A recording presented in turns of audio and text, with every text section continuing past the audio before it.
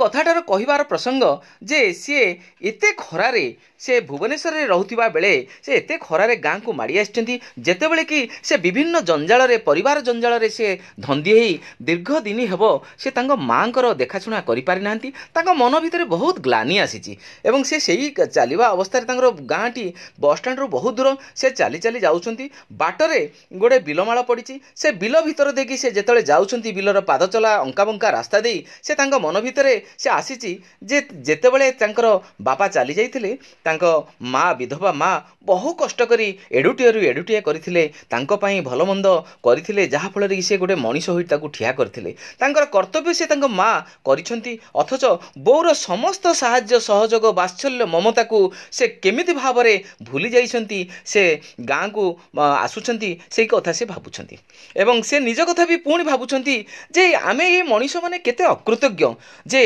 जेतेबेले आमर अभिभावक आम बाप माँ आमको एते काम दाम सहयोग देइथांती आम मनीष करिथांती आमको तांकर जीवन को उत्सर्ग करी बढ़ई थांती सेतेबेले आमे केमिति बड़ हेले आमे केवल आमर स्वार्थ रे माति थाउ एवं आमे आमर पिला छुआ संसार भितरे मजी जाई थाउ आमे आमर जो बाप माँ को हेय ज्ञान करि थाउ से सही कथा भाबुछंती नटवर बाबू जेतेबेले कि तांको पई अनेक चिंता करूथला जे केतेबेले गाँ रे